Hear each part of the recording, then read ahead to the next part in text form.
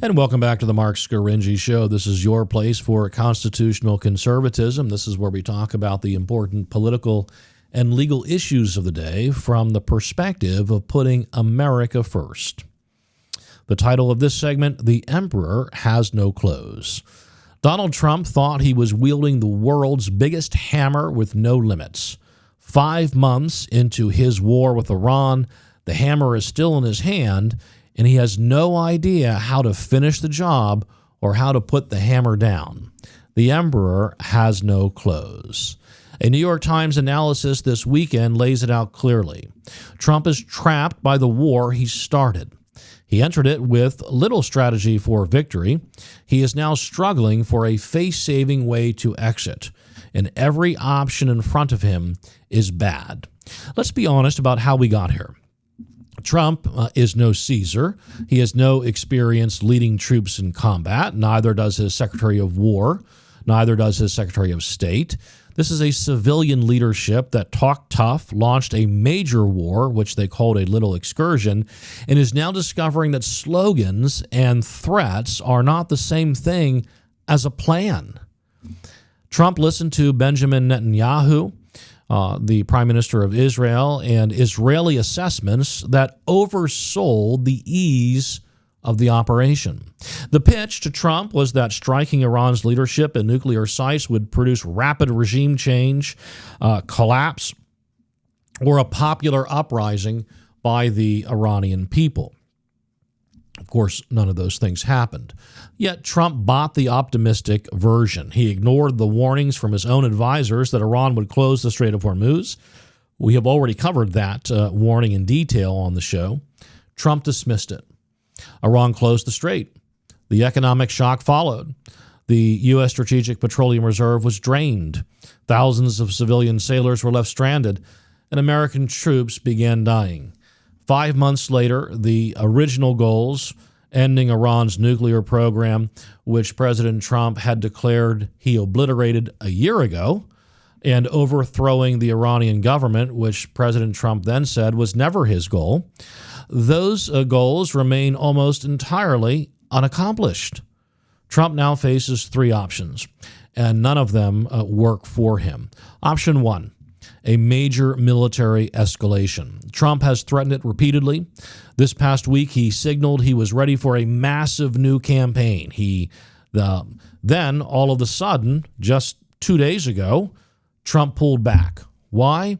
Because the United States is running critically low on air defense interceptors, because a bigger bombardment risks human civil casualties, because his own people told him it still might not force Iran back to meaningful negotiations. So, and Trump, we all know, the Iranians know, Trump will not launch a ground war, which would actually be required to impose his will on Iran and achieve his objectives. Trump won't do it. Trump knows the politics of that are utter poison, and the American people will not stand for it. So the biggest threats remain that. The biggest threats from President Trump remain just threats. Option 2, keep squeezing with sanctions and the naval blockade. Well, this is slow. Trump has been predicting Iranian economic collapse for years. It hasn't happened. The regime is still there. So this path means a long, costly U.S. military presence, continued risk to American troops, and ongoing disruption to the global energy markets. It will harm U.S. taxpayers and consumers much more than it will harm the Iranian people or the Iranian regime. Option 3, declare victory and leave. Trump tried a version of this in June with a ceasefire announcement at the Palace of Versailles in France. Trump's ceasefire lasted about 2 weeks. If Trump walks away now, with Iran still holding near bomb-grade material under rubble and the Strait of Hormuz under de facto Iranian pressure, Trump will then own a strategic failure. And that is a legacy problem he certainly doesn't want. So Trump is stuck. He keeps prattling on about civilization-ending consequences and massive attacks, the whole world can see he will not fully execute.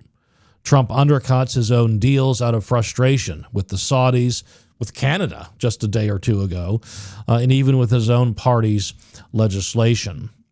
The unpredictability Trump once celebrated now looks like Trump thrashing around, looking for a way out of a mess solely of his own creation.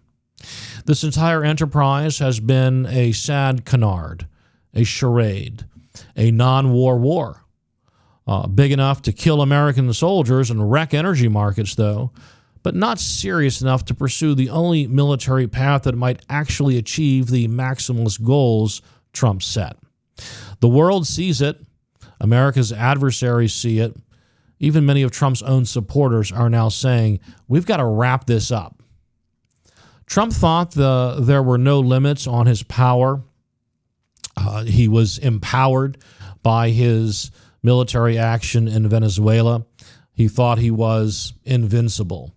That is something that happens to men who lack real deep experience, real deep military experience, and Trump fell for it.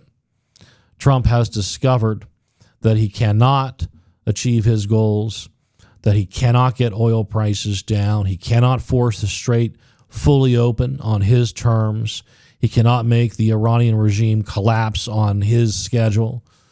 Trump keeps bragging about killing members of the Iranian regime only to have others stand up and stand in their place and keep fighting back at America. Trump cannot escalate without emptying the munitions cupboard and risking more American lives. And Trump cannot exit cleanly without admitting his original plan failed. The man with the world's biggest hammer is trapped by the war he chose to start, and to start on behalf of a foreign country, which we've discussed many times. Trump does not know how to win this war. Trump does not know how to end this war. And the longer he pretends otherwise, the more obvious it becomes. The emperor has no clothes. That's all the time we have today for the Mark Scaringi Show. Thanks for listening, and stay vigilant in putting America first.